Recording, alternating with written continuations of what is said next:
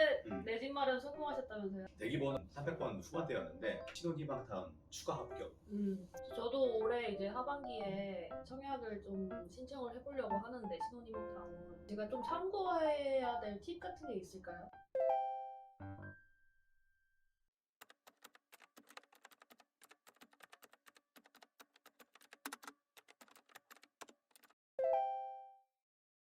신혼희망타운은 청약할 수 있는 게 두 가지예요. 우선 공급이 있고 그리고 일반 공급이 있는데, 우선 공급은 예비 신혼부부, 앞으로 내가 2년 내에 결혼하실 분들, 6세 미만의 자녀를 두고 있는 신혼부부에게는 우선 공급 신청을 할 수가 있어요. 경쟁자들도 좀 적게 되고 당첨 확률은 올라가겠죠. 대신 좀 까다롭게 봐야 될 것이 있는데, 우선 공급은 가산점을 평가하는 요소가 총 3가지예요. 소득, 해당 시도, 연속 거주기간, 주택청약 저축, 납입기간, 이렇게 볼 수가 있는데, 이게 총 배점이 소득이 3점, 거주기간 3점, 청약 3점 이렇게 되어 있는데, 청약은 웬만하면 다 3점 하시겠죠?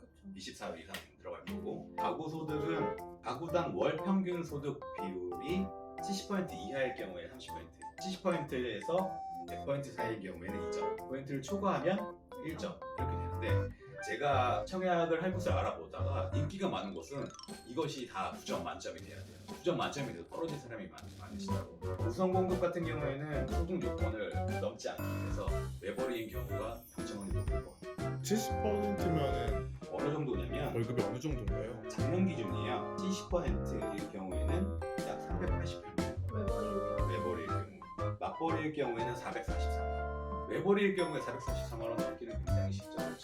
신혼희망타운은 일단 외벌이일 경우에는 정말 최저입니다. 두 번째로 자녀 공급은 가점 평가 요소가 4가지예요. 미성년자 자녀가 있는지 없는지, 있으면 몇 명인지, 그리고 두 번째로는 해당 시도의 연속 거주 기간이 몇 년인지, 세 번째는 마찬가지로 청약 저축 기간이 얼마나 되는지, 네 번째가 무주택 기간이 얼마나 되는지. 소득은 여기 기본만 넣으면 돼요.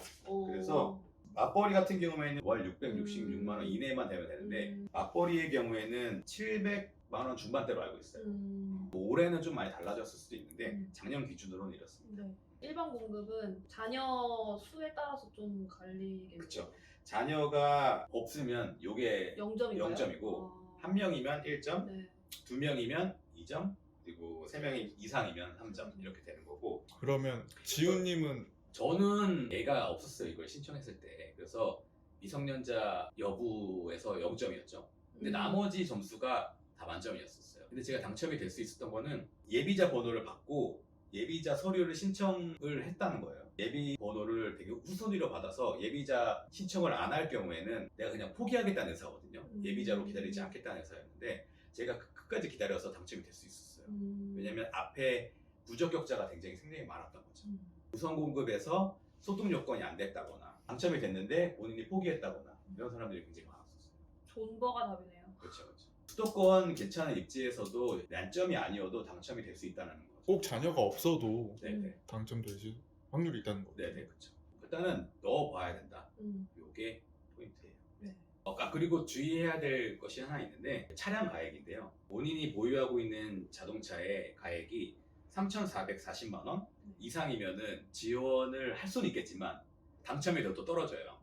내 차가 처음에 구입할 때 가격이 3,400만 원이 넘었지만 1년에 감가를 10% 적용하는 것 같더라고요. 이 감가를 생각을 했을 때 3,400만 원이 넘으면 당첨이 되더라도 취소가 되니까 이 점을 꼭 염두해야 될 것 같아요. 근데 이제 신혼희망타운 너무 괜찮은 제도인데 그런 우려들이 있잖아요. 집 크기가 너무 작지 않을까 하는. 그 아이를 한 명, 두 명 키우면서 살기에는 좀 작지 않을까요? 저도 그 생각이었는데, 모델하우스를 가서 보니까 생각보다 굉장히 잘 뽑았어요, 설계를.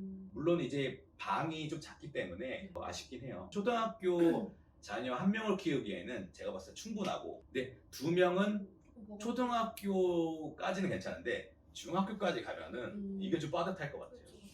제가 듣기로는 고향 장항은 전매 제한 6년이라고 들었어요. 네네. 6년 지나면 이제 집을 팔 수 있는데 그 집을 판 가격을 정부랑 공유해야 된다고. 분양 가격과 내가 팔았던 가격을 뺐을 때 시세 차익이 발생하면 수익을 공유해야 된다. 네. 실제로 수익 공유를 해야 돼요. 최대 50%를 공유해야 돼요. 만약에 시세 차익이 2억이면 1억을 LH야 나눠야 1억을 LH에 줘야 된다는 거죠. 어. 이렇게 되려면 내 돈은 거의 30%만 들어가고 70%는 은행 대출이고 거주 기간도 전매 제한 풀린 만큼 진짜 짧게 사는 거. 네. 애기도 0명일 경우. 네. 이렇게 될 경우 50%를 내는 거예요.